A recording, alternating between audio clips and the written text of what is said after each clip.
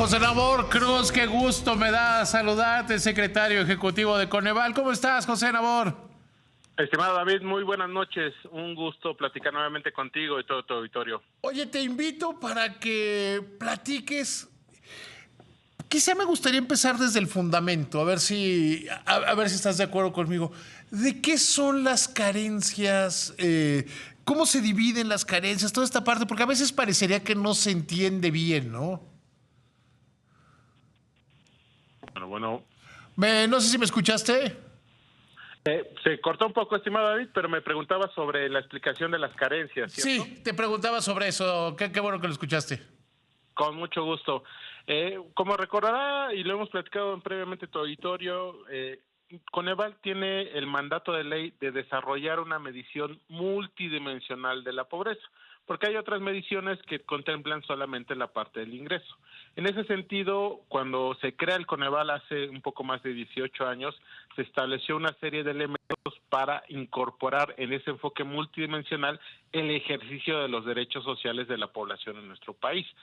Finalmente, una vez que también el Consejo revisó la disponibilidad de información estadística, en este caso por parte del INEGI, es que definimos 6 carencias sociales para medir multidimensionalmente la pobreza en el país. ¿Cuáles son esas carencias? Rezago educativo, carencia por acceso a los servicios de salud, carencia por acceso a la seguridad social, carencia por calidad y espacios de la vivienda, carencia que tiene que ver con el acceso a los servicios básicos que reciben la vivienda en el país.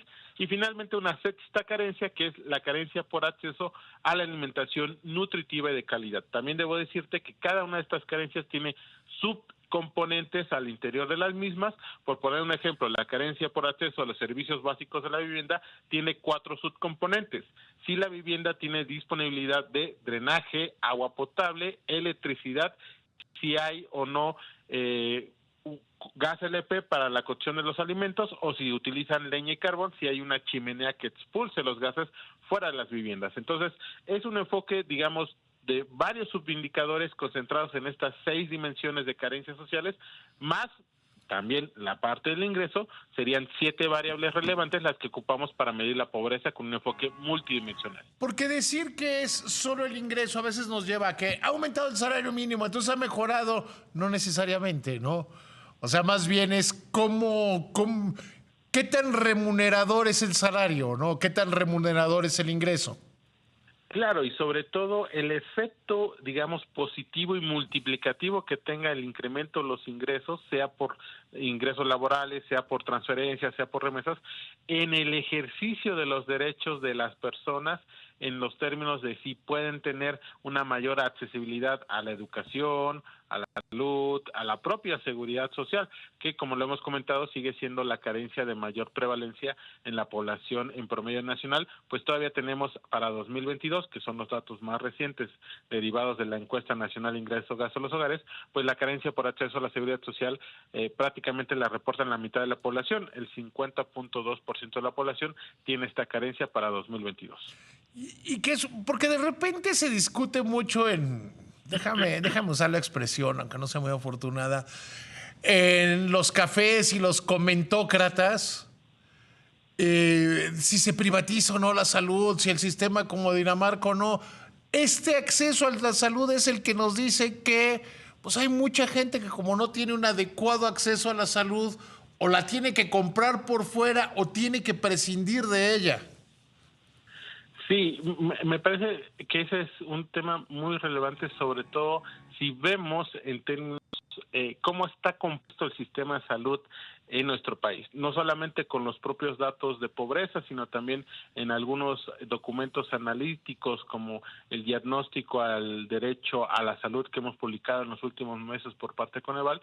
Pues hemos mapeado lo siguiente, mi estimado David. Claramente podemos observar de 2018 a 2022 un fuerte incremento del número de personas que cuando tuvieron un problema de salud y sí recibieron atención médica, se atendieron en consultorios de farmacia. El dato que tenemos con información de la propia NIC es que en 2018 8.5 millones de personas que, insisto, tuvieron un problema de salud y que buscaron atención médica, la recibieron en un consultorio de farmacia.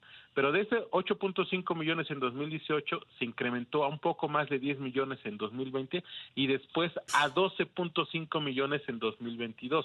Y si complementamos ese dato con aquellas mexicanas y mexicanos que presentaron un problema de salud y recibieron atención médica en un consultorio u hospital privado, pasamos de 12.8 millones en 2018 a 17.3 millones en 2022. Ciertamente estos dos componentes, sobre todo el de consultorios adyacentes a farmacias, han tenido un fuerte incremento cuando si me permites el término, se cayó la cobertura que había en su momento de Seguro Popular y que varias personas que no tienen la derechohabiencia por un servicio de IMSS o ISSSTE, pues tuvieron que recurrir a este aspecto privado, sobre todo para atenciones de primer nivel en términos de consultas de ambulatorio. Claramente es un fenómeno que ocurrió en estos 4 años y que es sin lugar a dudas uno de los retos de la siguiente administración federal. Que justamente esa es la privatización de la salud. Si alguien tiene que recurrir al consultorio de una farmacia que están en supermercados o en farmacias, pues es gasto de bolsillo, es que tiene que ver con la calidad de vida de todos los componentes, ¿no? Totalmente, y sobre todo me parece que un problema que también, insisto, Coneval ha mapeado y que tenemos información, que yo invitaría a tu auditorio que la pueda revisar en nuestra página de internet, es el mapeo de la distancia que hay. Obviamente en la urbanización prácticamente la mayoría de la población se encuentra entre 30 y 45 minutos a un consultorio o a una clínica de primer nivel, pero cuando vemos la información a nivel rural, pues encontramos todavía al día de hoy en algunas serranías del país localidades que están inclusive alejadas de su cabecera municipal a más de 2 horas de distancia en vehículo para que puedan recibir atención en una clínica de primer nivel. Y me parece que ese es todavía un reto importante que tenemos, no solamente a nivel federal, sino estatal y municipal, de acercar estos servicios de salud a aquellas personas mexicanos, sobre todo indígenas, de población indígena, que habitan en las zonas rurales, es decir, localidades de menos de 2.500 habitantes, que están todavía muy, muy alejados, no se diga del segundo y tercer nivel de salud, no, a menos de clínicas de primer nivel. Ahora, yo sé que ustedes lo que hacen son mediciones, pero ¿cómo es el reto para la próxima administración? ¿Cómo hacer que pues, los servicios de salud estén más al alcance de los mexicanos y que tengamos una reducción en esa carencia? Lo que hemos planteado desde Coneval, mi estimado David, es claramente el fortalecimiento de los servicios de salud públicos estatales. Porque si vemos las cifras a partir sobre todo de la NIT, de alguna manera la derechohabiencia en IMSS, el federal, el ISSSTE, servicios de defensa, Pemex, Marina, su cobertura declaratoria de derechohabiencia se ha mantenido en estos últimos 6 años, de 2016 a 2022. Inclusive hay un ligero incremento en el caso del IMSS y del ISSSTE. Donde ha decaído mucho es la declaratoria de derechohabiencia a los servicios de salud estatales. Obviamente que hemos tenido en los últimos años, pues ciertamente cambios fuertes en ese nivel de atención de salud, la terminación del Seguro Popular, el tema del INSABI, que duró muy, muy poco y que se da en el contexto de la pandemia, y prácticamente desde el año pasado la estrategia IMSS Bienestar, pero que todavía tenemos apenas 23 estados que han firmado el convenio de colaboración con la Federación en el contexto IMSS Bienestar. Hay otros 8 estados que no lo han firmado. Cualquiera de los dos caminos que desean tomar estos 8 estados, más los otros 23, el gran reto es fortalecer estas áreas de atención de salud estatales. ¿Por qué razón?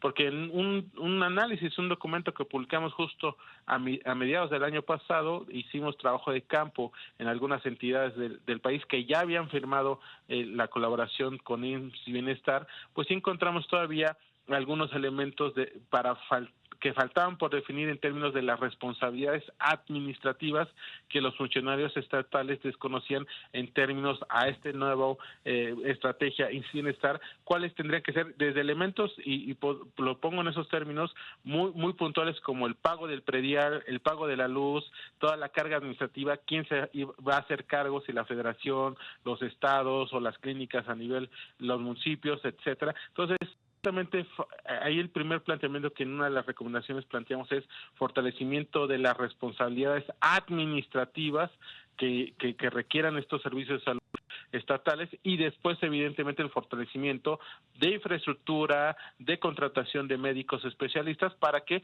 se pueda complementar esa segunda parte que me planteabas, que es la calidad de los servicios de salud a nivel estatal. Sí, primero, no hay nada peor que lo que no existe. Después ya es que lo que exista vaya mejorando y que sea bueno. Totalmente, y que me parece, insisto, ese reto de las responsabilidades estatales es el gran reto o pendiente que se tiene al día de hoy y que se tiene que subsanar en los siguientes años, indudablemente. José Nabor, siempre es mi honor platicar contigo, siempre me da mucho gusto hacerlo. Te mando un abrazo, que te vaya muy, pero muy bien. Igualmente, que tengas una excelente noche. Un abrazo, estimado David.